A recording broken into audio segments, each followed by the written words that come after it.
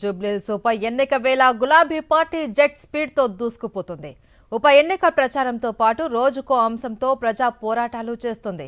మొన్న RTC bus ఛార్జీల పెంపు, నిన్న బస్తీ దవాఖానాల నిర్లక్ష్యం, నేడు ఆటో డ్రైవర్ల సమస్యల పరిష్కారం దిశగా గులాబీ పార్టీ నేతలు నిరసనలకు దిగారు. హైదరాబాద్ నగర వ్యాప్తంగా బీఆర్ఎస్ నాయకులు ఆటోల్లో ప్రయాణం చేసి ఆటో డ్రైవర్ల సమస్యలను అడిగి తెలుసుకున్నారు.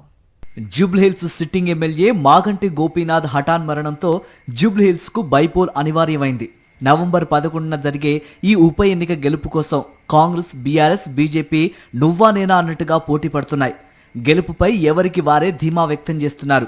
ప్రచారంలోనూ ప్రధాన పార్టీలు దూసుకుపోతున్నాయి. అయితే రొటీన్ కు భిన్నంగా ప్రచారానికి తెరతీసింది గులాబీ పార్టీ.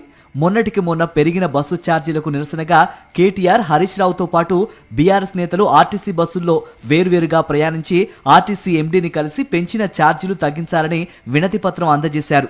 తాజాగా సోమవారం ఆటోలో ప్రయాణించి ఆటో డ్రైవర్ల సమస్యలు అడిగి తెలుసుకున్నారు.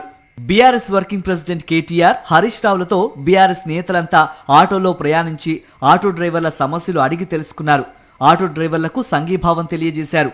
ఆటో డ్రైవర్లకు మద్దతుగా కేటీఆర్ జూబ్లీహిల్స్ చెక్ పోస్ట్ నుండి, హరీష్ రావు ఎర్రగడ్డ నుండి ఆటోలో ప్రయాణించి తెలంగాణ భవన్ కు చేరుకున్నారు. వచ్చే జూబ్లీహిల్స్ ఉప ఎన్నికలో బీఆర్ఎస్ కు స్వచ్ఛందంగా ఓటు వేయాలని ప్రచారం చేస్తామని చెప్పుకొచ్చారు.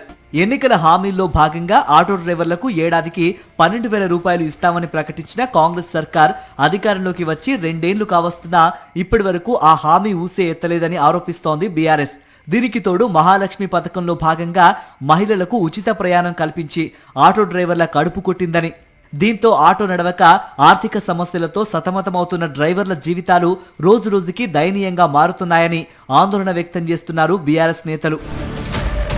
ఆటో కార్మికులకు రేవంత్ రెడ్డి సర్కార్ 1,500 కోట్ల రూపాయలు బాకీ పడిందని, ఆ మొత్తాన్ని వెంటనే విడుదల చేయాలని డిమాండ్ చేస్తుంది బీఆర్ఎస్.